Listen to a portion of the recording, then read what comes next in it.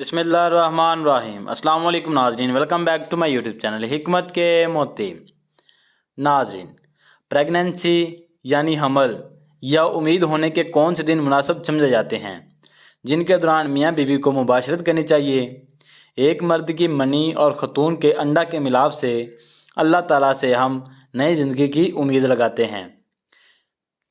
आम तौर पे ख़वातीन को एक माह में यानी अयाम ख़त्म होने के बाद अगली बार अयाम शुरू होने तक आम तौर पे ख़वातीन के जिस्म में एक बार बैज़ा बनता और ख़ारिज होता है।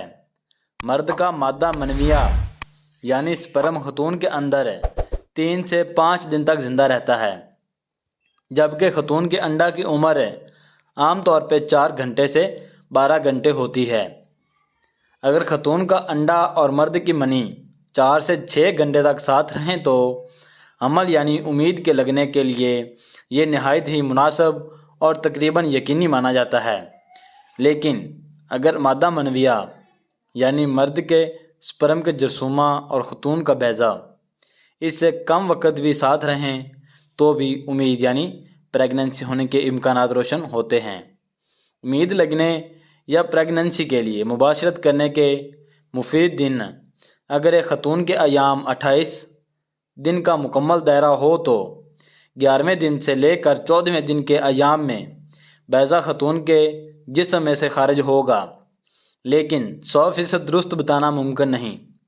इसलिए डॉक्टर्स आम तौर पे मियाँ बीवी के लिए ख़तून के अयाम ख़त्म होने के बाद 7वें दिन से लेकर 20वें दिन तक इस अरसे में मुबाशरत करने को उम्मीद लगने यानी प्रेगनेंसी होने का मुफीद समझते हैं। इन दिनों मुबाशरत तजवीज़ करते हैं।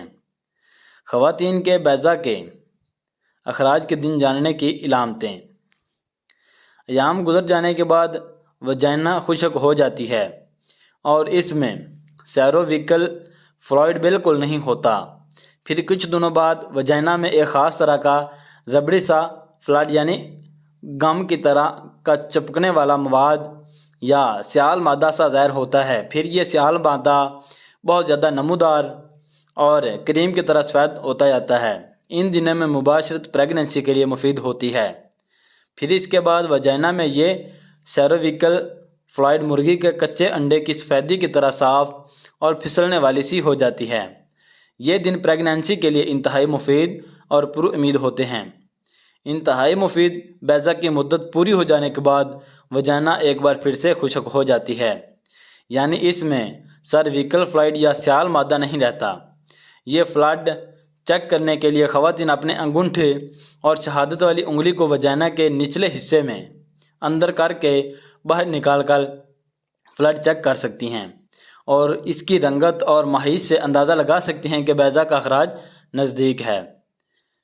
मेडिकल साइंस के मुताबिक बॉडी टेम्परेचर से बैज़ा के अखराज का दिन जानने का तरीका, जिस दिन ख़वातीन का बैज़ा जूँ ही खारिज होता है इनके जिस्म का दर्जा हरारत बढ़ जाता है और उम्मीद लगने या प्रेगनेंसी होने का वक़्त गुजरने के बाद जिस्म का दर्जा हरारत फिर से नॉर्मल हो जाता है। इसके लिए ज़रूरी है कि ख़तून एक ही थर्मामीटर इस्तेमाल करे जो उसके बेड के पास हाथ की पहुँच में हो और ख़तून को किसी तौर इसके लिए उठना ना पड़े और ना हिलना जुलना पड़े, वरना जिस्म का दर्जा हरारत हिलने जुलने से ही बढ़ जाएगा और मतलूबा नतीजे का पता नहीं चलेगा। और लाजमी है कि एक कलम और कागज़ पर रोज़ाना का दर्जा हरारत लिखा जाए। थर्मामीटर डिजिटल हो या पारे वाला, मगर पूरे माह में एक ही थर्मामीटर हो। मुख्तलिफ थर्मामीटर से दर्जा हरारत का दुरुस्त पता न चलने का इम्कान रहता है। दर्जा हरारत मापने का तरीका ये है, सुबह के वक़्त रोज़ाना एक ही वक़्त पे बिस्तर से उठे बगैर सबसे पहले थर्मामीटर ख़तून अपना दर्जा हरारत चेक करे और इसे रोज़ लिखती जाए। यूँ अयाम के बाद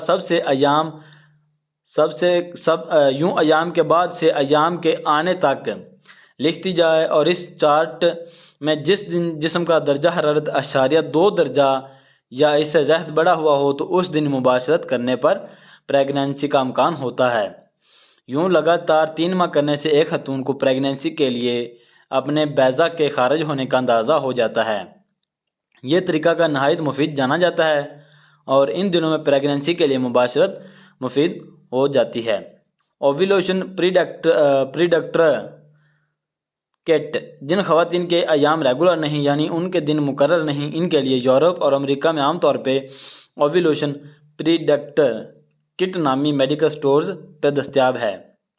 ये एक टेस्ट है जो खवातीन अयाम के ख़त्म होने के बाद 11वें दिन से घर पर कर सकती हैं। अगर वो पॉजिटिव हो तो इसका मतलब ये बनता है कि अगले 24 से 36 घंटे तक इनके बैज़ा के अखराज होने का इम्कान है। बे औलाद जोड़े जिनके स्पर्म चाहे 15 मिलियन ही क्यों ना हों, इस तरह मुबाशरत करने से अमल ठहर जाएगा।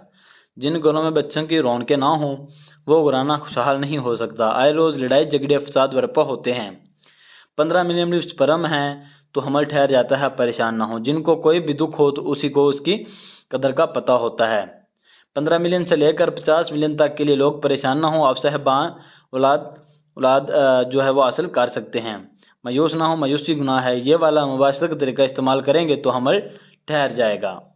तो नाज़रीन, उम्मीद करूँगा कि मेरी ये वीडियो आपको पसंद आएगी। अगर मेरी ये वीडियो आपको पसंद है तो वीडियो को आपने लाइक ज़रूर करना है और साथ में चैनल को भी सब्सक्राइब कर देना है, ताकि इस तरह की जो न्यू वीडियो हैं प्रेगनेंसी के अबाउट वो मैं आपके लिए लेकर हाजिर होता रहूं और आप तक वो सबसे पहले वीडियो पहुंचती रहे।